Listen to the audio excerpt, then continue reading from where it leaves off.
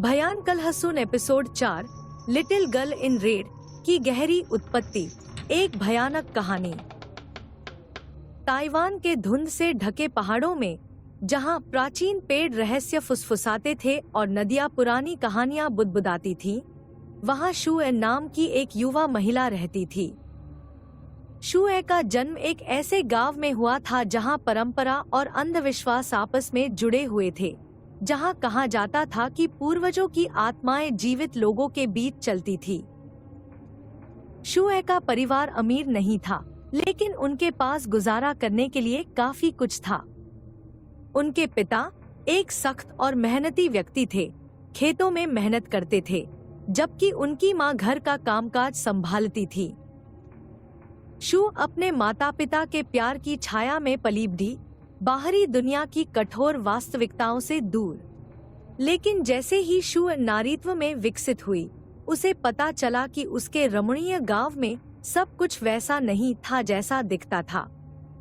विनम्र समाज की सतह के नीचे एक अंधकार छिपा हुआ था जो उसकी दुनिया को हमेशा के लिए चकनाचूर कर देगा। शुए के पिता, जो एक समय दयालु और सज्जन व्यक्ति थे, बदलने लगे। वह दूर और ठंडा हो गया। उसकी गर्म आंखें अब उस भूख से भर गईं, जिसे शुए समझ नहीं सका। सबसे पहले उसने इसे दैनिक जीवन के तनाव के रूप में नजरअंदाज कर दिया, लेकिन जैसे जैसे समय बीतता गया, वह उससे डरने लगी। इसकी शुरुआत एक स्पर्श से हुई, उसके कंधे पर एक लंबा हाथ, उसकी त्वचा पर उंगलियों का स्पर्श। शुए ने इसे नजरअंदाज करने की कोशिश की, यह दिखावा करने के लिए कि कुछ भी गलत नहीं था, लेकिन बेचैनी एक भूखे जानवर की तरह उसके अंदर तक घुस गई। फिर फुसफुसाहटें आईं, गांव की महिलाओं की गपशप, तिरछी निगाहें और जानने लायक मुस्कुराहट। उन्होंने शुए के पिता और उसकी घूमती आंखों के बारे में, उन अफवाहों के बारे में बात की जो हवा में धुएं की तरह घूम रही थी। शुए की मां ने इस सब पर अपनी आंखें मूंद ली और उसके सामने मौजूद सच्चाई को स्वीकार करने से इनकार कर दिया। उसने खुद को अपने काम में व्यस्त कर लिया। उसके चेहरे पर उदासीनता का मुखौटा था, जबकि उसकी बेटी चुपचाप सहती रही। लेकिन शु हमेशा के लिए सच्चाई से बच नहीं सकी। एक मनहूस रात, जब चांद आसमान में छिप गया, उसके पिता उसके कमरे में आए। उसकी आंखें आग से जलने लगी, जिससे शुए की रीढ़ में ठंडक आ गई, और तब उसे पता चला कि उसकी सबसे बुरी आशंकाएं सच होने वाली थी। हमला तेज और क्रूर था, जिससे शुए टूट गई और उसके बिस्तर पर खून बह रहा था। वह चीखना चाहती थी, प्रतिकार करना चाहती थी, लेकिन डर ने उसे अशक्त कर दिया था। जब उसके पिता की मृत्यु हो गई, तो उसने उसे वहीं छोड़ दिया। वह उसी लड़की का एक खोल थी जो वह एक समय थी। शुए की दुनिया उसके चारों ओर बिखर गई। वह अब अपनी मां की आंखों में देखना सहन नहीं कर सकती थी, यह जानते हुए कि वह अपनी बेटी की रक्षा करने में विफल रही है। और इसलिए रात के अंधेरे में शुए पहाड़ों में भाग गई। उसका दिल दुहक और शर्म से भारी हो गया। शुए कई दिनों तक जंगल में भटकती रही।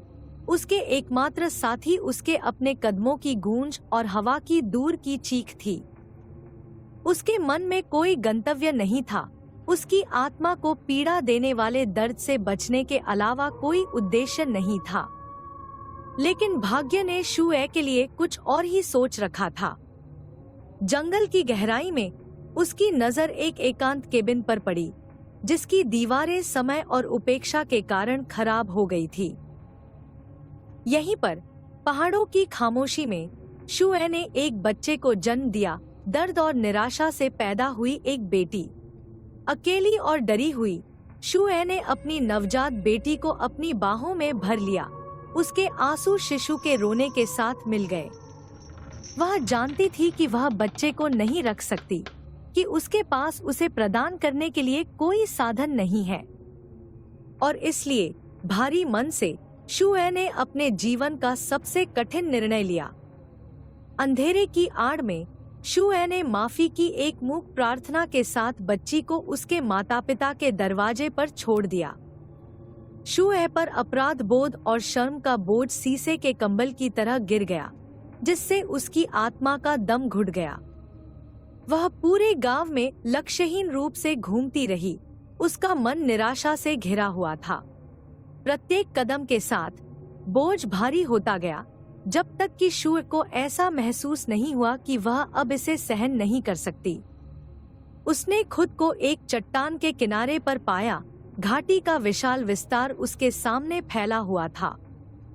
जैसे ही उसने रसातल में देखा, उसके गालों से आंसू बह निकले। भीतर का अंधकार उसकी आत्मा के अंधकार को प्रतिबिंबित कर रहा था।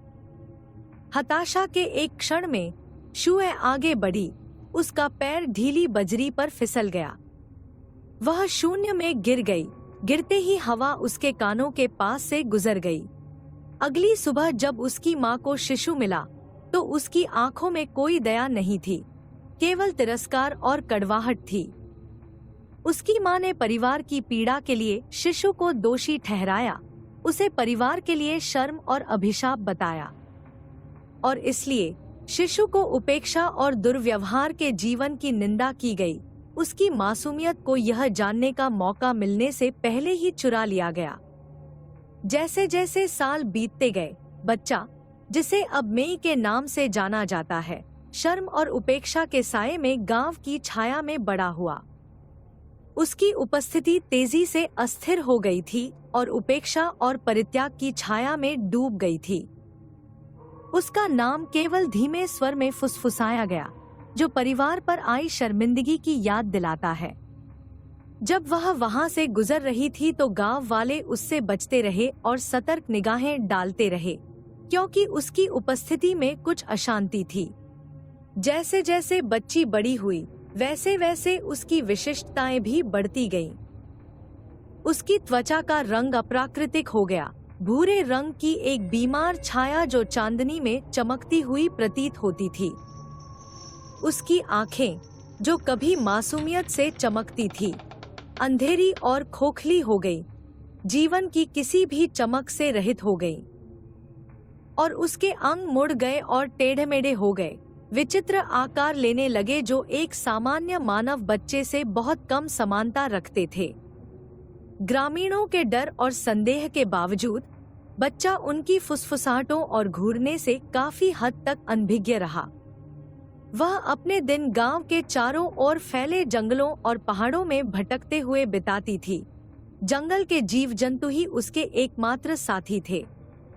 उसे उनके साथ एक अजीब सा रिश्ता महसूस हुआ, जैसे कि केवल वे ही उस अकेलेपन को समझते थे जो उसकी आत्मा को कचोटता था।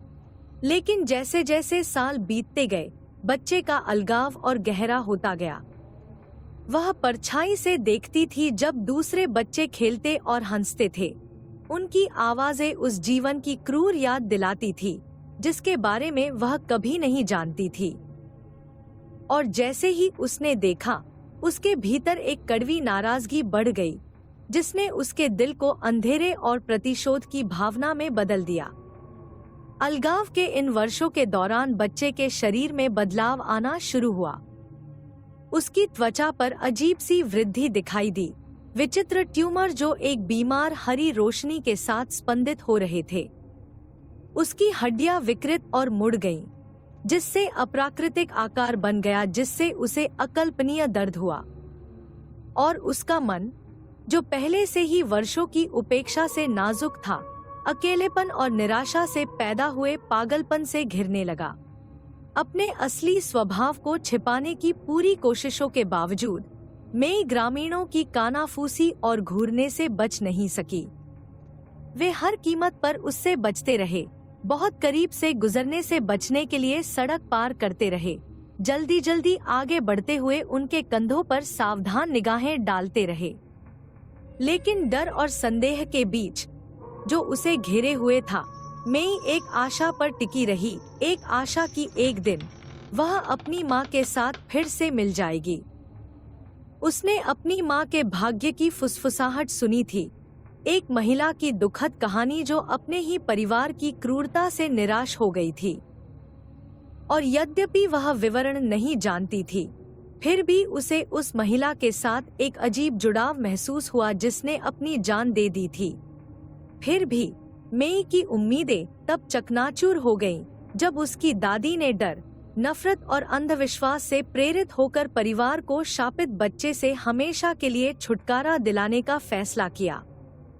एक दुर्भाग्यपूर्ण दिन उसकी दादी उसे पिकनिक के बहाने पहाड़ों में ले गई। जैसे जैसे वे जंगल में और गहराई तक आगे बढ़ते गए, बुढ़िया के असली इरादे स्पष्ट हो गए।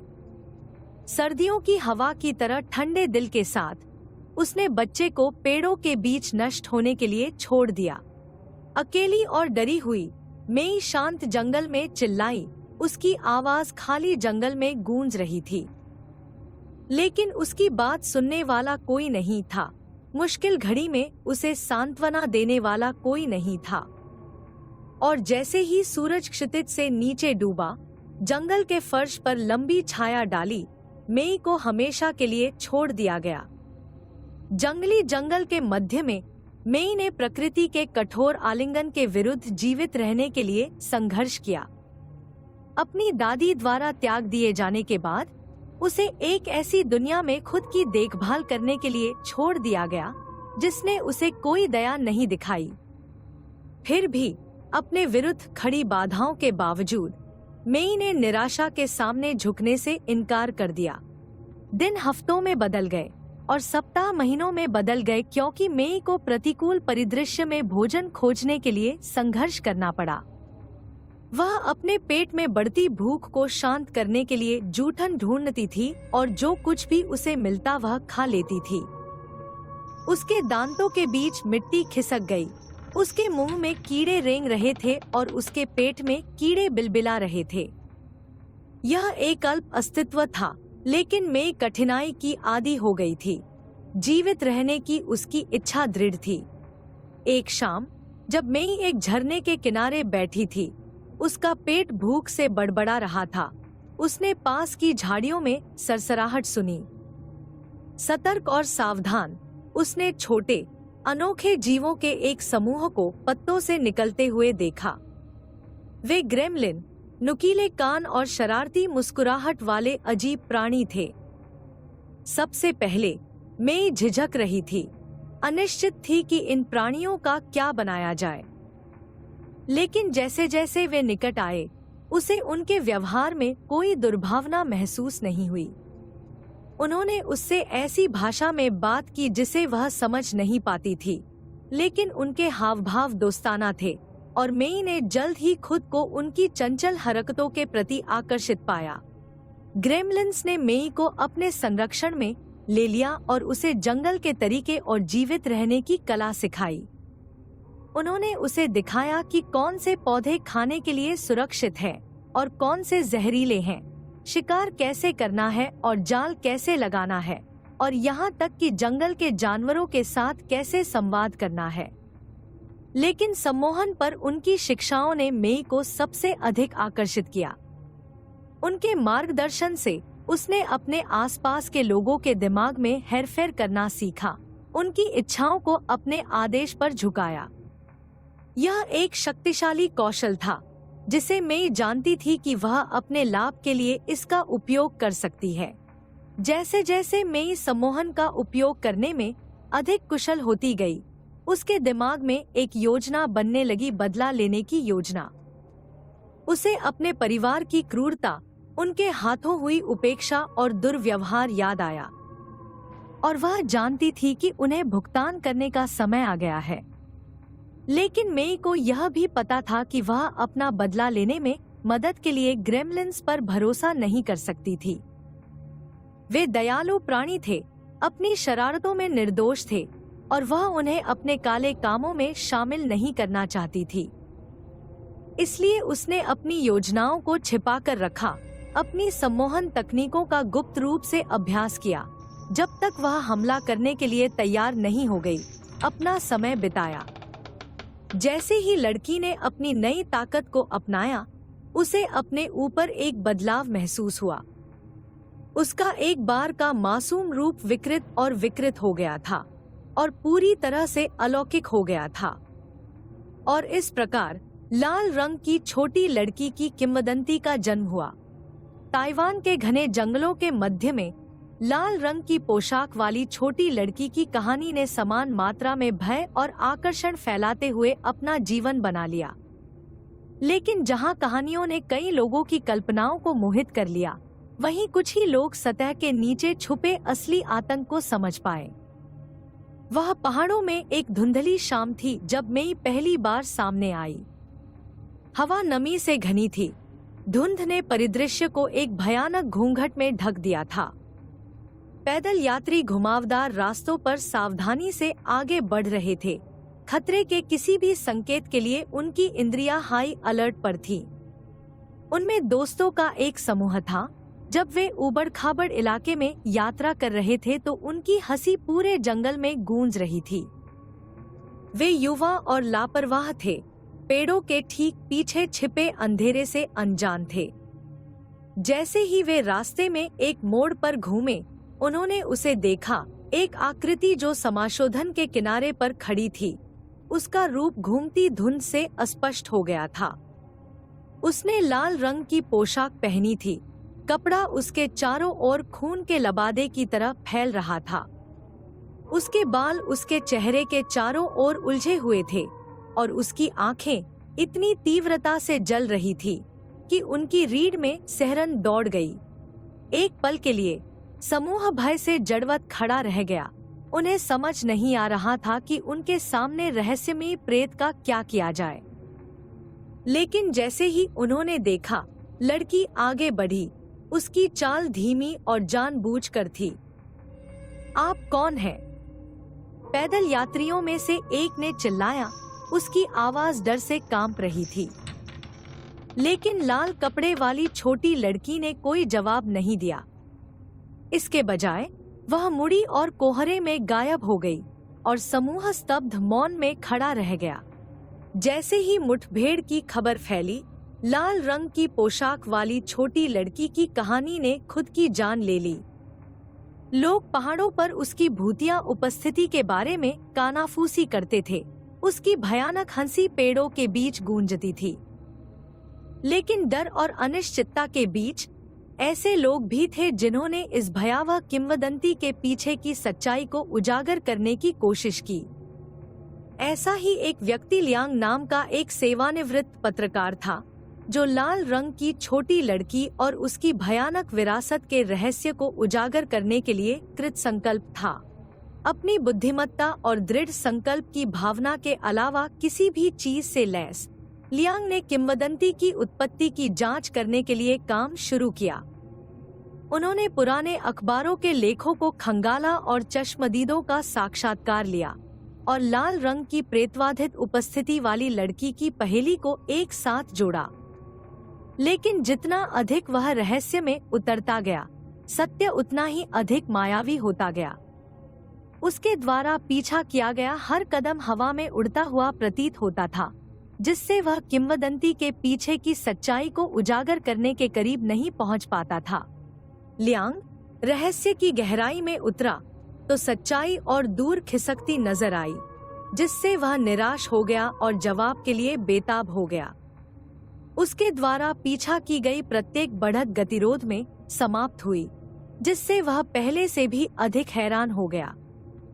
फिर एक धुंधली शाम को उसकी नजर यूट्यूब पर एक वीडियो पर पड़ी जिसने सब कुछ बदल दिया। ताइचुंग डाकिंग little girl in red video शीर्षक वाले वीडियो ने लियांग का ध्यान खींचा। कांपते हाथों से उसने लिंक पर क्लिक किया तो उसकी जिज्ञासा बढ़ गई। जैसे ही फुटेज चला, लियांग करीब आ गया। उसकी आंखें अविश्वास से चौड़ी हो गईं। वहां स्क्रीन पर लाल रंग की पोशाक वाली एक छोटी लड़की एक अलौकिक अनुग्रह के साथ आगे बढ़ रही थी, जिसने लियांग की रीढ़ को हिलाकर रख दिया। उसकी आंखें काली और खोखली सीधे उसकी आत्मा में घूरती हुई प्रतीत हुईं और बेचैनी की भावना उस पर हावी हो गई। लेकिन जिस बात ने लियांग को बेहद ठंडा कर दिया, वह छाया में छिपी छोटी लड़की थी। लाल रंग की पोशाक वाली एक छोटी लड़की जो घने पत्तों के बीच मुश्किल से दिखाई दे रही थी। यह मेई थी। दानेदार फुटेज में भी उसकी उपस्थिति असंदिग्ध थी। जैसे ही लियांग ने देखा, मेई की आंखें उसका पीछा करती नजर आईं। उसकी निगाहें एक गहरी तीव्रता से भर गई, जिससे उसकी रीढ़ में सिहरन दौड़ गई। ऐसा लगता था मानो वह जानती थी कि वह देख रहा है, मानो वह उसे उसकी रोंगटे खड़े कर देने वाली कहानी के पीछे की सच्चाई उजागर करने की हिम्मत दे रही थी। रहस्य को उजागर करने के लिए दृढ़ संकल्पित, लियांग ने अपनी जांच जारी रखी, गवाहों तक पहुंचे और जो भी जानकारी मिली उसे इंटरनेट पर खंगाला। लेकिन हर गुजरते दिन के साथ मेई की उपस्थिति उसके दिमाग में बढ़ती गई। उसकी छवि उसके हर विचार को सताती रही। लियांग अपने किराए के छोटे केबिन के बाहर बैठा, ब्रेक लेते समय सिगरेट पीते हुए एक शांत पल का आनंद ले रहा था। हवा ठंडी और ठंडी थी। उसके चारों ओर जंगल की आवाज एक आरामदायक आलिंगन की तरह थी। वह कई दिनों से जंगल में घूम रहा था और लाल पोशाक में छोटी लड़की के किसी निशान की तलाश कर रहा था, लेकिन अब तक उसके प्रयास व्यर्थ रहे थे। जैसे ही उसने सिगरेट का कश खींचा, उसे पास की झाड़ियों में सरसराहट सुनाई दी। उसने नजरें ऊपर उठाईं, इस उम्मीद में कि वह झाड़ियों के बीच से एक छोटे जानवर को दौड़ता हुआ देखेगा, लेकिन इसके बजाय उसने उसे देखा। मेई, लाल रंग की छोटी लड़की, उसके सामने खड़ी थी जैसे कि वह पतली हवा से बनी हो। जब लियांग ने मेई को घूरकर देखा तो उसका दिल तेजी से धड़कने लगा। उसका दिमाग यह समझने के लिए संघर्ष कर रहा था कि वह क्या देख रहा है। वह बिल्कुल वैसी ही थी जैसी उसने उसकी कल्पना की थी, छोटी और नाजुक, चमकदार आँखों और एक शरारती मुस्कान के साथ। उसने महसूस किया कि उसके ऊपर उत्तेजना की लहर दौड़ गई है। उसके अचानक प्रकट होने से उसकी जिज्ञासा बढ़ गई। छोटी बच्ची, वह चिल्लाया, अपने पैरों पर कूद गया और उसकी ओर एक कदम बढ़ाया। इंतजार। लेकिन मेई केवल हंसी, एक खनकती आवाज जो पूरे जंगल में गूंज उठी। वह मुड़ी और झाड़ी में जा गिरी और लियांग के पलक झपकने से पहले ही वह दृष्टि से ओझल हो गई। एड्रेनालाइन के अचानक उछाल से प्रेरित होकर लियांग उसके पीछे चला गया। उसका दिल उसकी छाती में धड़क रहा था। वह झाड़ियों से टकराकर दुर्घटनाग्रस्त हो गया। जब उसने मेई का जंगल में गहराई तक पीछा किया तो उसकी इंद्रियां हाई अलर्ट पर थी। वह नहीं जानता था कि वह उसके सामने क्यों आई थी या वह उसे कहां ले जा रही थी, लेकिन वह इस भावना को हिला नहीं सका कि वह एक महान खोज के कगार पर था। जैसे ही वह भागा, जंगल उसके चारों ओर जीवंत हो उठा। पेड़ रहस्य फुसफुसा रहे थे और परछाइयां उसकी दृष्टि के किनारों पर नृत्य कर रही थी। उसे ऐसा महसूस हुआ जैसे उसे किसी चीज की ओर खींचा जा रहा है, ऐसी ताकतों द्वारा उसे आगे की ओर खींचा जा रहा है जिसे वह समझ नहीं पा रहा है। अचानक वह एक छोटे से जंगल में घुस गया। हवा चीड़ और धरती की गंध से भारी थी और वहाँ समाशोधन के केंद्र में मेई, लाल रंग में छोटी लड़की, खड़ी थी। वह उसे देखकर मुस्कुराई। उसकी आंखें शरारत से चमक रही थी। तुमने मुझे ढूंढ लिया, उसने कहा। उसकी आवाज पेड़ों के बीच से आती हवा की तरह थी। लियांग मुस्कुराया। उसका दिल उत्साह से धड़कने लगा। मैंने किया, उन्होंने कहा। लेकिन तुम भाग क्यों गए? मैं तुमसे बात करना चाहता हूँ। मेई की मुस्कुराहट चौड़ी हो गई और उसने उसे अपने पास बुलाया। आओ, उसने कहा। कुछ ऐसा है जो मैं तुम्हें दिखाना चाहता हूँ। लियांग को अपने ऊपर एक अजीब सी अनुभूति महसूस हुई। उसके दिमाग के पिछले हिस्से में एक झुनझुनी हुई जिसे वह हिला नहीं सका। उसने एक कदम आगे बढ़ाया। उसकी आंखें मेई पर टिकी थीं। ऐसा महसूस हो रहा था मानो कोई अदृश्य शक्ति उसे उसकी ओर खींच रही हो। जैसे ही वह पास आया, मेई ने एक छोटा सा हाथ बढ़ाया और उसकी बाह पर रख दिया। उसका स्पर्श नरम और गर्म था, जिससे लियांग की रीढ़ में सिहरन दौड़ गई। उसे अपने ऊपर अचानक शांति का एहसास हुआ। उसका मन धुंधला और दूर होता जा रहा था, मानो कोहरे में लिपटा हुआ हो। मेरे पीछे आओ, मेई फुसफुसाई। उसकी आवाज जंगल की शांति में हल्की हवा की तरह थी। लियांग ने सिर हिलाया। उसकी चाल धीमी और जानबूझकर थी, क्योंकि वह मेई का जंगल में गहराई तक पीछा कर रहा था। उसे ऐसा महसूस हुआ मानो वह सपने में है। उसकी इंद्रियां सुस्त हो गई थी और उसके विचार फोकस से बाहर और अंदर जा रहे थे। पेड़ उनके चारों ओर बंद हो गए। उनकी शाखाएं मंद प्रकाश में नुकीली उंगलियों की तरह फैली हुई थी। लियांग जड़ों और चट्टानों पर ठोकर खा रहा था। उसकी नजर उसके सामने मेई के छोटे रूप पर टिकी थी। हर कदम के साथ उसके आसपास की दुनिया धुंधली और फीकी लगती रही, जब तक कि केवल मेई ही अस्तित्व में नहीं थी और उसकी आवाज उसके कानों में गूंज रही थी। चलते रहो, वह फुसफुसाई। उसके शब्द एक सुखद धुन थे जो एक कोकून की तरह उसके चारों ओर लिपटे हुए थे। मुझ पर भरोसा करें। और लियांग ने उस पर अंधविश्वास के साथ भरोसा किया, जिसे वह समझा नहीं सका। वह मेई के पीछे जंगल में चला गया। उसके दिमाग में मेई के साथ रहने की इच्छा के अलावा कोई भी विचार खाली था। घंटों बीत गए और फिर भी वे जंगल के बीचों बीच और भी गहरे उतरते चले गए। लियांग को नहीं पता था कि वे कितनी देर तक चल रहे थे या वे कहाँ जा रहे थे, लेकिन उसे इसकी परवाह नहीं थी। जो कुछ भी मायने रखता था वह था मेई और वह अजीब संबंध जो उसने उसके साथ महसूस किया था। अंत में वे एक छोटे से साफ स्थान में उभरे, जहां नम धरती और वनस्पति की गंध से भारी हवा थी। मेई रुकी और लियांग की ओर मुड़ी। उसकी आंखें एक अलौकिक रोशनी से चमक रही थी। हम यहाँ हैं, उसने कहा। उसकी आवाज फुसफुसाहट से थोड़ी ही ऊपर थी। लियांग ने चारों ओर देखा। उसका दिमाग धीरे धीरे साफ होने लगा। उसे तुरंत एहसास हुआ कि उसे मेई की रहस्यमय शक्ति द्वारा सम्मोहित किया गया था, जंगल की गहराई में ले जाया गया था। लेकिन इससे पहले कि वह प्रतिक्रिया दे पाता, मेई आगे बढ़ी और उसके होठों पर उंगली रखकर उसे चुप करा दिया। अपनी आंखें बंद करो, वह फुसफुसाई, और अपना दिमाग खोलो। और जैसे ही लियांग ने अपनी आंखें बंद की, उसे अपने ऊपर ऊर्जा का एक उछाल महसूस हुआ, जिसने उसे आश्चर्य और विस्मय की भावना से भर दिया।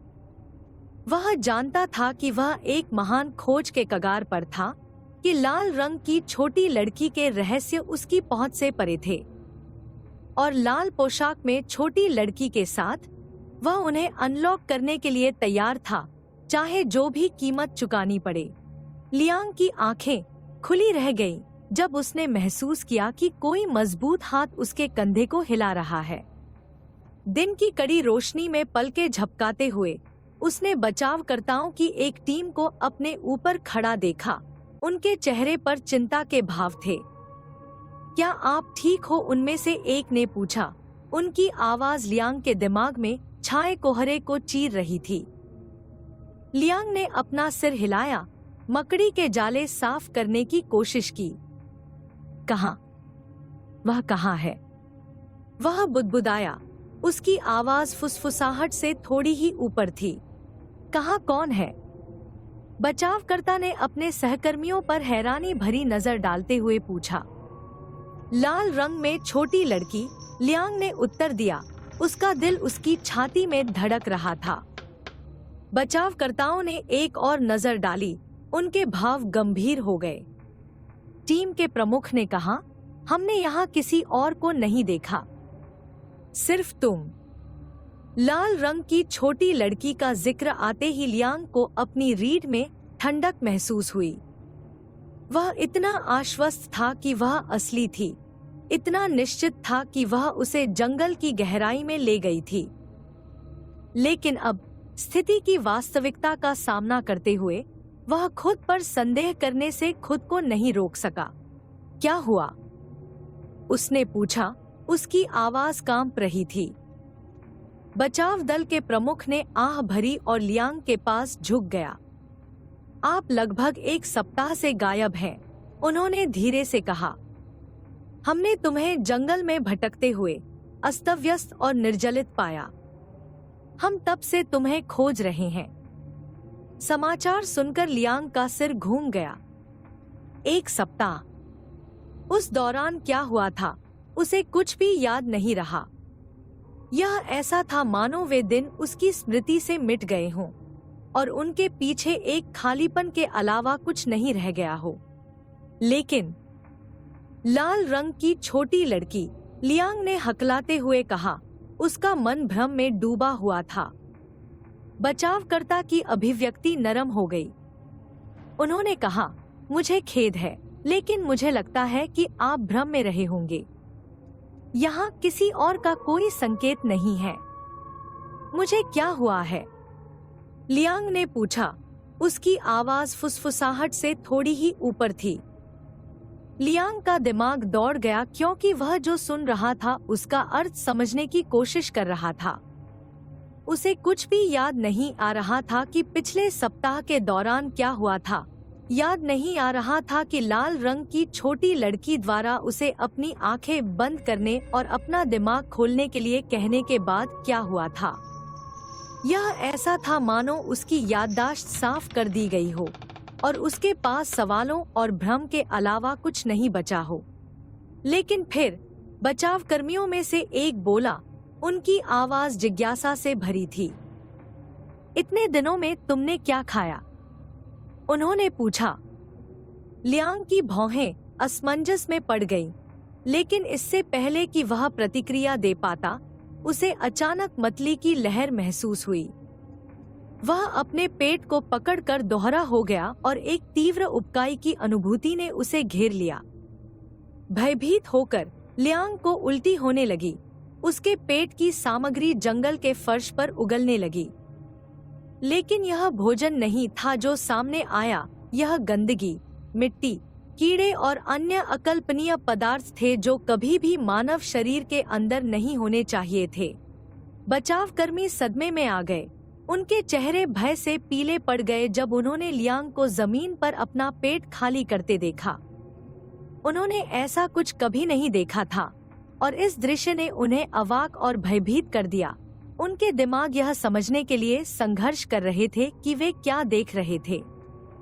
जब लियांग ने अंततः उबकाई बंद कर दी तो वह जंगल के फर्श पर गिर गया। उसका शरीर थकावट से टूट गया। उसे कमजोरी और चक्कर आ रहे थे। उसका मन अभी जो कुछ हुआ था उसके सदमे से हिल रहा था। बचाव दल का मुखिया उसके कंधे पर सांत्वना भरा हाथ रखकर उसके बगल में घुटनों के बल बैठ गया। हमें तुम्हें अस्पताल ले जाना होगा, उन्होंने तुरंत कहा। यहाँ कुछ गंभीर गड़बड़ है। जैसे ही बचाव कर्मियों ने लियांग को उसके पैरों पर खड़ा होने में मदद की और उसे जंगल से दूर ले गए, वह इस एहसास से उबर नहीं पाया कि उसे किसी अंधेरी और भयावह चीज ने छू लिया है। लाल पोशाक वाली छोटी लड़की की याद उसे सता रही थी। उसकी उपस्थिति उसके दिमाग में एक भूत थी जिसे नजरअंदाज करने से इनकार कर दिया गया था। लेकिन जब वह लड़खड़ाते हुए जंगल से बाहर आया और इंतजार कर रही एम्बुलेंस में पहुंचा, तो उसे पता चला कि वह अपने पीछे कुछ छोड़ रहा है। एक रहस्य जो अनसुलझा रहेगा, एक सच्चाई जो हमेशा उससे दूर रहेगी। और जैसे ही एम्बुलेंस दूर चली गई, दूरी में गायब हो गई। लियांग मदद नहीं कर सका, लेकिन आश्चर्य हुआ कि जंगल की गहराई में और कौन से रहस्य छिपे हुए हैं जो उन बहादुरों द्वारा खोजे जाने की प्रतीक्षा कर रहे हैं, जो उन्हें ढूंढने में सक्षम हैं। समाप्त।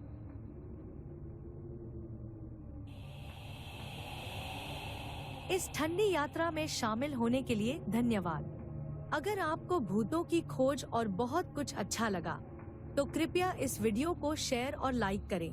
हमारे चैनल को सब्सक्राइब करें और नोटिफिकेशन बेल ऑन करें। जल्द ही फिर मिलेंगे।